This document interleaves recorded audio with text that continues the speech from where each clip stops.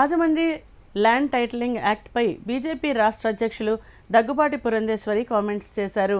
ఈ యాక్ట్పై నీతి ఆయోగ్ కేవలం సూచనలు మాత్రమే చేసిందన్నారు. అంతేకాని తప్పనిసరిగా అమలు చేయాలని నీతి ఆయోగ్ రాష్ట్రాలకు చెప్పలేదన్నారు. ల్యాండ్ టైటిలింగ్ యాక్ట్ అమలు విషయంలో ఖచ్చితత్వాన్ని రాష్ట్రాలు పాటించాల్సిన అవసరం లేదన్నారు. నీతి ఆయోగ్ దాన్ని ముందుకు తీసుకొచ్చారు. But that does not mean state governments దాన్ని లీగల్గా లా చేయాలి అని లేదు. It is not mandatory, it is advisory. So ఇవాళ మీరు వేసే ప్రశ్న స్టేట్ గవర్నమెంట్కి వేయాలి. బట్ మేము క్లియర్గా చెప్తున్నాం, land titling act NITI Aayog it is only advisory, not mandatory. State governments can are can not implement.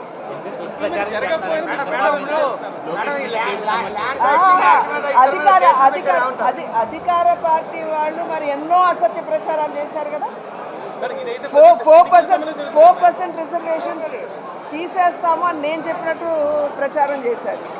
ఒకవేళ లుక్ ఇంటూ దాని పూర్వపరాలు అన్నీ కూడా చూస్తారు కదా, ఇన్వెస్టిగేషన్ చేస్తారు కదా. విజయనగరం జిల్లా గజపతి నగరంలోని కాంగ్రెస్ పార్టీ అభ్యర్థి డోలా శ్రీనివాస్ సమావేశం నిర్వహించారు.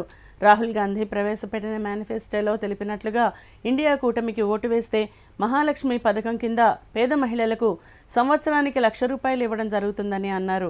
దేశంలోని మహిళలందరికీ ఈ పథకం వర్తిస్తుందని తెలిపారు. ఇండియా కూటమి తరఫున గజపతి నగర్ నియోజకవర్గ అభ్యర్థిగా పోటీ చేయుచున్నాను. నా గుర్తు హస్తం. ఈ అవకాశం వచ్చినందుకు చాలా సంతోషపడుతున్నాను. ఇండియా కూటమి తరఫున పోటీ చేసే అదృష్టం అనేది చాలా అదృష్టం కింద భావిస్తున్నాను. అదేవిధంగా ఇండియా కూటమికి ఓటేసినట్టయితే ప్రజలకు ఎంతో మేలు కలిగే పథకాలు రాహుల్ గాంధీ గారు ప్రవేశపెట్టారండి. అందులో ముఖ్య పథకంగా మహాలక్ష్మి పథకం ప్రతి పేద మహిళకు సంవత్సరానికి ₹1,00,000 వాళ్ళ అకౌంట్లో జమ అయ్యేటట్టు రాహుల్ గాంధీ గారు ఒక పథకాన్ని ప్రవేశపెట్టారు. అంటే సుమారు ₹8,333 నెలకి ప్రతి పేద మహిళకు భారతదేశం అంతా కూడా వాళ్ళ అకౌంట్కి చేరుతుందండి.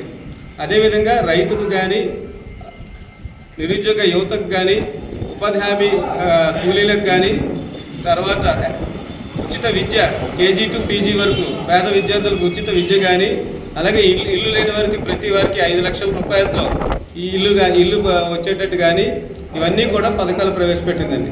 ముఖ్యంగా ఆంధ్రప్రదేశ్కి విషయానికి వచ్చినట్లయితే కాంగ్రెస్ పార్టీ అధికారంలోకి వస్తే రాహుల్ గాంధీ గారు మొట్టమొదటి పెట్టే సంతకం మన ఆంధ్రప్రదేశ్ ప్రత్యేక హోదాపైనే.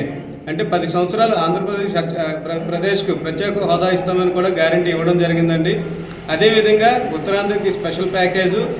విశాఖ ఉత్తర నియోజకవర్గ ఎమ్మెల్యేగా గెలిపిస్తే ప్రజా సమస్యల్ని పూర్తి స్థాయిలో పరిష్కరిస్తానని, లేదంటే ప్రజలు తనపై చట్టపరమైన చర్యలు తీసుకోవచ్చని జై భారత్ నేషనల్ పార్టీ వ్యవస్థాపకులు ఎమ్మెల్యే అభ్యర్థి జేడీ లక్ష్మీనారాయణ తెలిపారు. సీతమ్మధారలోని పార్టీ కార్యాలయంలో ఏర్పాటు చేసిన మీడియా సమావేశంలో నియోజకవర్గ సమస్యలను పరిష్కరిస్తానని, ప్రజలకు భరోసాగా 34 అంశాలతో ₹100 బాండ్ పేపర్పై సంతకం చేసి విడుదల చేశారు. పోటీ చేస్తున్న అభ్యర్థులందరూ 80 మంది అసెంబ్లీ అభ్యర్థులు, 10 మంది పార్లమెంట్ అభ్యర్థులు, ఆ తర్వాత 5 లోక్సభ ఎన్నికల్లో, పార్లమెంట్ ఎన్నికల్లో తెలంగాణ నుంచి పోటీ చేస్తున్న వారు, వీరందరూ కూడా వాళ్ళ నియోజకవర్గ మేనిఫెస్టోలను ₹100 స్టాంప్ పేపర్ మీద, బాండ్ పేపర్ మీద రాసి ఇవ్వాలన్న ఒక సంకల్పాన్ని చేస్తే 2-3 తారీఖుల్లో వారందరూ కూడా వారి మేనిఫెస్టోలను రిలీజ్ చేయడం జరిగింది. ఎమ్మెల్యేల మీద ఉంది. తర్వాత ఈ స్టాంప్ పేపర్ మీద రాయడానికి ప్రధాన కారణం ఏంటంటే, రేపు కనుక ఈ బాండ్ పేపర్ మీద, స్టాంప్ పేపర్ మీద రాసి ఇచ్చిన విషయాలు సంబంధిత ఎమ్మెల్యేలు, ఎంపీలు అమలు చేయకుంటే ప్రజలు సివిల్ కోర్టుకి, తర్వాత పోలీస్ స్టేషన్లకు కూడా వెళ్ళే అవకాశం వాళ్ళకు దొరుకుతుంది. అందువల్ల రాజకీయ పార్టీలు ఈ మేనిఫెస్టోలు అన్నది ప్రజలను మోసం చేయడానికి, ప్రజలను పక్కదారి పట్టించడానికి, కేవలం ఎన్నికల కోసం మాత్రమే ఈ మేనిఫెస్టోలు రిలీజ్ చేస్తూ, ఆ తర్వాత కొన్ని పొలిటికల్ పార్టీస్, రాజకీయ పక్షాలు ఈ మేనిఫెస్టోలను వాళ్ళ వెబ్సైట్ నుంచి కూడా తీసేస్తారు. అంటే రేపేమన్నా ప్రజలు అడుగుతారేమో అన్న భయంతో ఆ మేనిఫెస్టోలను వెబ్సైట్ నుంచి కూడా తీసివేయడం జరుగుతుంది. కాబట్టి వీటన్నిటికీ కూడా ఎక్కడో ఒక చోట అడ్డుదారి వేయాలి, అడ్డకట్ట వేయాలి, ఎక్కడో మనం దీన్ని ఆపాలి అన్న ఉద్దేశంతో జై భారత్ నేషనల్ పార్టీ ఈ కొత్త కాన్సెప్ట్ని తీసుకొచ్చింది. అందువల్ల ఈరోజు ప్రెస్ కాన్ఫరెన్స్లో విచ్చేసిన, మీడియా సమావేశానికి విచ్చేసిన మీ అందరికీ స్వాగతం పలుకుతూ తర్వాత మా జయ భారత్ నేషనల్ పార్టీ యొక్క పదాధికారులు, మా వర్కింగ్ ప్రెసిడెంట్ గారు, తర్వాత విశాఖపట్నం మహిళా అధ్యక్షురాలు, ఆ తర్వాత జయ భారత్ నేషనల్ పార్టీ ఈ ప్రాంతపు ప్రెస్ కోఆర్డినేటర్స్, స్పోక్స్ పర్సన్, ఆ తర్వాత మా వెస్ట్ పశ్చిమ నియోజకవర్గం నుంచి పోటీ చేస్తున్న ఎమ్మెల్యే అభ్యర్థి, వీరందరి సమక్షంలో ఈరోజు ఉత్తర నియోజకవర్గం యొక్క మేనిఫెస్టో మీకు రిలీజ్ చేయడం జరిగింది.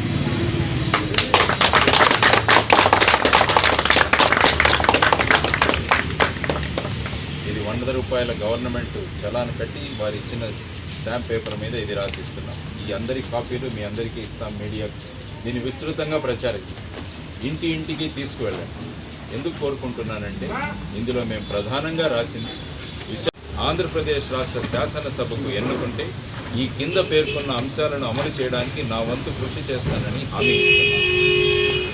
అందులో ముఖ్యంగా మేము రాసింది ఏంటంటే విశాఖ ఉత్తర నియోజకవర్గ పరిధిలోని కేంద్ర ప్రభుత్వ సంస్థలు, ఎన్జిఓలు, ప్రైవేటు సంస్థలు, అన్ని రకాల పౌర సంఘాల సమన్వయంతో నియోజకవర్గ ప్రజలందరినీ భాగస్వామ్యం చేస్తూ మేధావులు, నిపుణుల సలహాలు, సూచనలతో విశాఖ ఉత్తర సమగ్ర అభివృద్ధి ప్రణాళిక అంటే విశాఖ నార్త్ విజన్ డాక్యుమెంట్ రూపొందించి ప్రతి 3 నెలలకు ఒకసారి ఈ విజన్ డాక్యుమెంట్లో మేమేం చేశాము అన్నది మేము మీకు ప్రకటిస్తామని చెప్పి ఇవ్వడం జరిగింది. దానితో పాటు రీచ్ యువర్ ఎమ్మెల్యే అంటే మీ ఎమ్మెల్యేను మీ ప్రజాప్రతినిధి మీరు చేరుకోండి అన్న పేరుతో ఒక మొబైల్ అప్లికేషన్ కూడా తయారు చేసి ప్రజలకు ఉంచుతాం.